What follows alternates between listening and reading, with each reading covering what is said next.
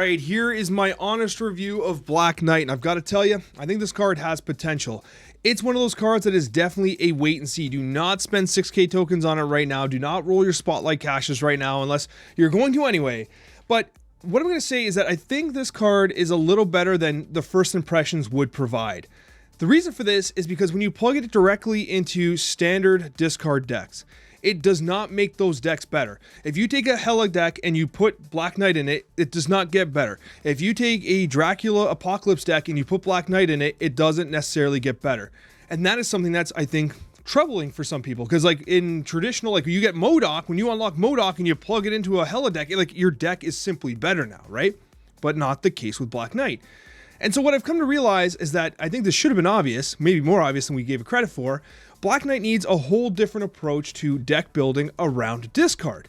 Now, I think there will still be like competent Hela decks, competent Dracula discard decks, stuff like that. It's still early, obviously. But what I said on the Snapchat has rung true.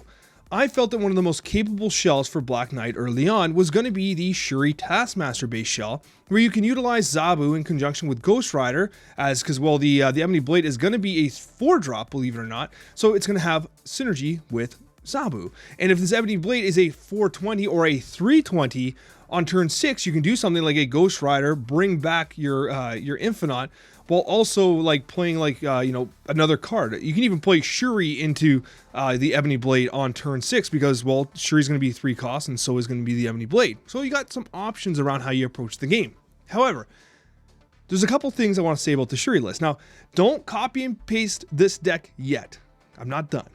But this is what I started with, Shuri Knight, okay? And I have other decks too, but they weren't all that good. This is the one that really stuck out to me as having potential. So basically the idea here was, okay, we have Black Knight, we got Blade. I think Blade's good in these decks because if you draw into like Infinite, Death, or Magneto, you're able to just get rid of it right off the bat and generate value for the Black Knight. Blade's good at discarding what you draw, and if you consistently draw large cards, then Blade has value.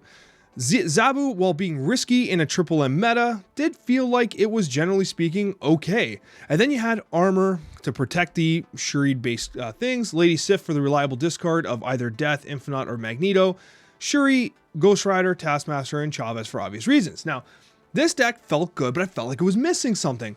Magneto actually won a couple games for me where it disrupted the opposing side of the board. A lot of people were playing Dracula. Death had a very consistent discard, but the thing was, I'm like, well, like, do I really need Death? Because I'm not really running any 6-drops. I got another one. And then something interesting happened. We're experimenting with this deck. We actually made a bunch of substitutions. And then SuperTechGod, somebody who I highly respect, you've seen it on this channel before, said, hey, Alex, I had a similar idea.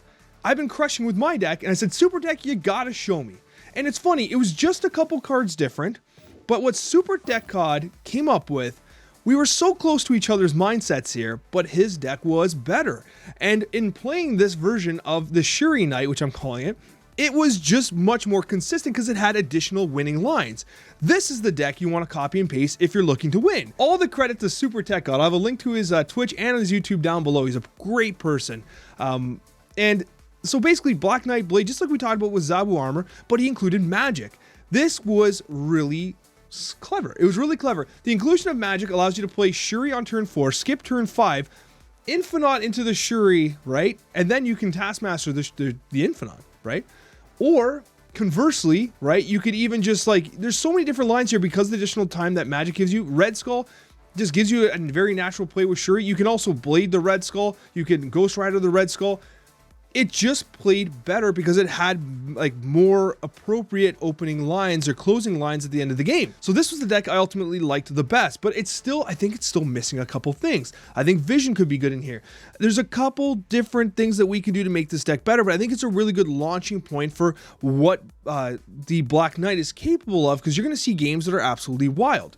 The other decks, if you're interested in seeing some of the other brews and stuff, you know, we tried something with Sauron, but it was just weird. The idea here was that you wanted the Ghost Rider in order to, like, you know, you wanted Black Cat to guarantee the Ghost Rider play and also to guarantee a Black Knight play if you don't have that much, you know, kind of discard available. But this was a little sus.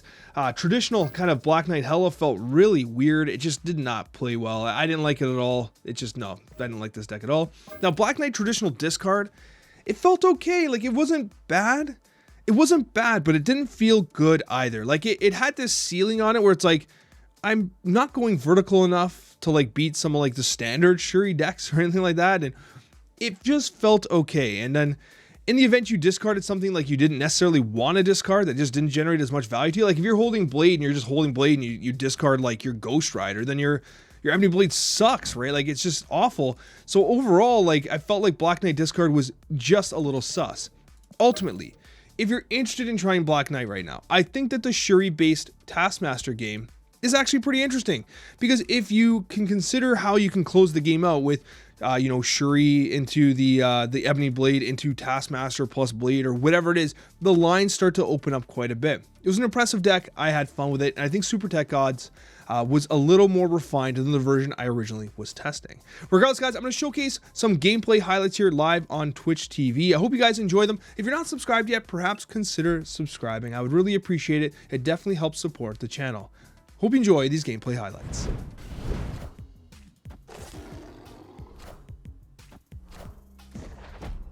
Okay. Come on. Oh, look at this blessed gameplay. It does not get much better than this. It just doesn't. We're gonna get this, we already snapped here. This is disgusting. I actually feel a little bad.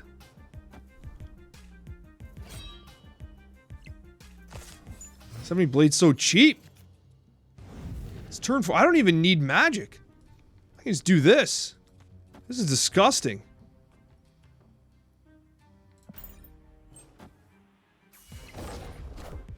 Oh, that vision. I'm scared.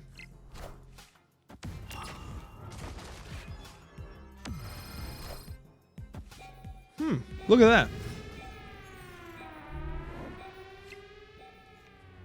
Then we derpy over here.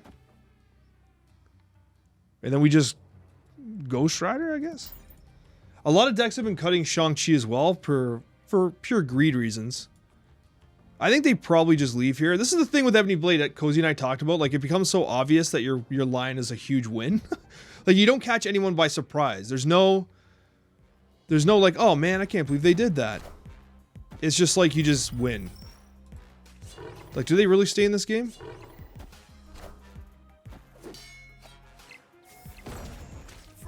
I'd love to lose. Show me a huge L. Jeff?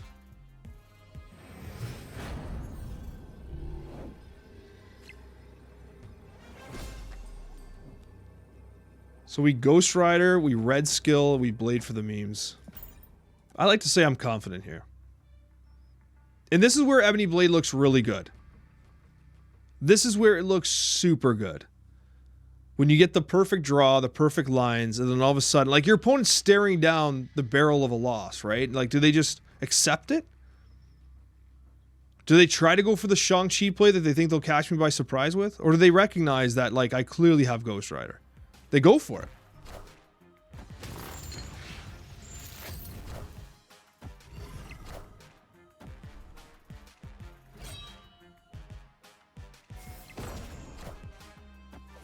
Hugely insufficient.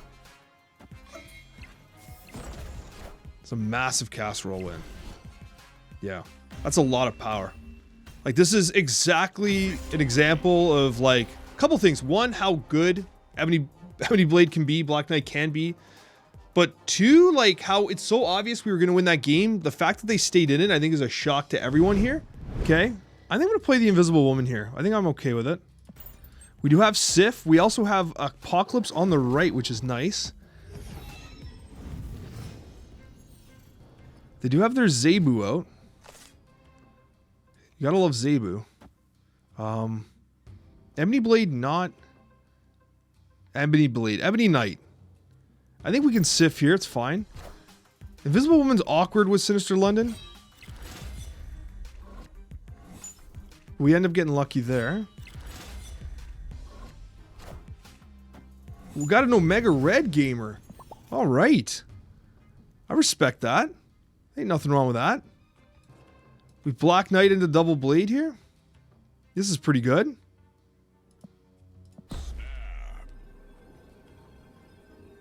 This is like pretty nasty. because now we're going to get Infinite and Apocalypse. We can Ghost Rider onto the Olympia. Why would we... Yeah. I mean, we could Ghost Rider... Oh, that was a thing that was going to happen. Hadn't really considered that right off the bat. I think we have to Ghost Rider here. This is some really nice Ghost Rider value. Oh, yeah. Now, we fill the Sinister London, which is not great, but... we also just put up a lot of power. Oh, man. That's not good. That's not good at all, folks. Now we're in trouble. I mean, we're going to win here, probably. We top deck Drac every time. Oh, God. The Wongers. This is Spectrum for sure, isn't it? I think we beat Spectrum. Nah, we find out. I think we still win. I don't think anyone's doing math here. Oh, the Omega Red on that side, but I'm going to knock it off. Oh, I forgot about the... We don't win. They actually beat us by 1? That's so sad. Oh no, we win! We knocked off the Omega Red! What an emotional game! I thought we lost. And I forgot, we ended up closing the gap with the MODOK Dracula, knocked off the Omega Red, and ended up winning! Alright. Black Knight's coming on down.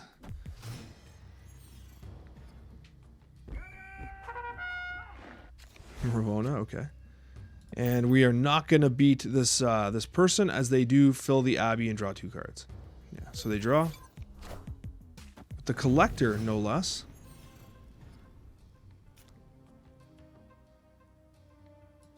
We can Sif here. This is kind of what we want here.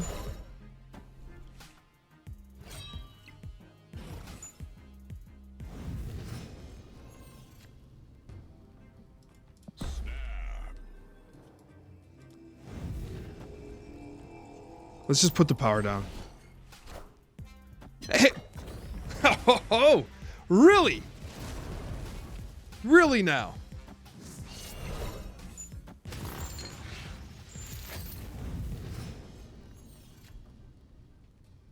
That's how we're gaming. We get MODOK Invisible Woman on 7.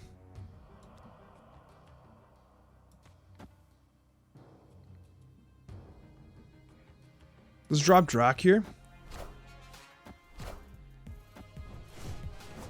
Okay, I respect the fact they're playing an interesting deck at least. They low-key my list, okay. This Collector's so massive.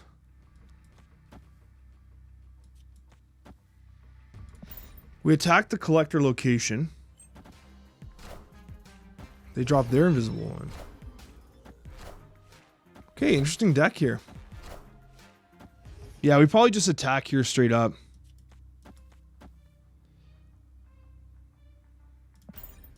We just give mid.